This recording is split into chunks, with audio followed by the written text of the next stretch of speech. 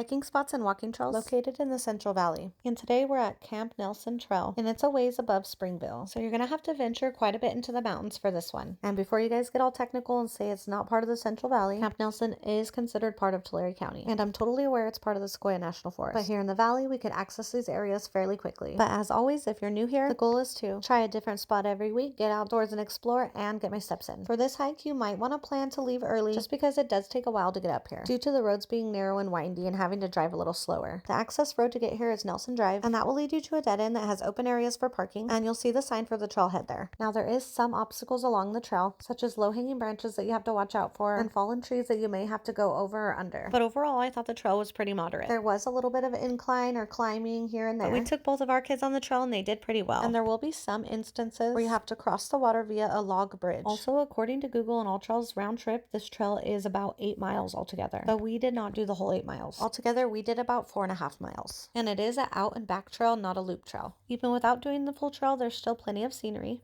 You're able to see the river running through most of the trail, and you are able to tell throughout the trail that this area of the forest has been affected a lot by fires and storms in the past. And we even saw a few giant sequoias while we were on the trail. We came and did this hike on Easter morning, and it was so quiet and peaceful out there. We only saw one other person on the trail the whole time. So if you've been looking for spots and haven't been to Camp Nelson Trail, definitely go check it out. But definitely be prepared for a windy drive up the mountain, and just know that it is pretty remote. If you want to see what other spots I check out, follow along. Or if you know of any hidden gems, comment below and let me know where I should go next.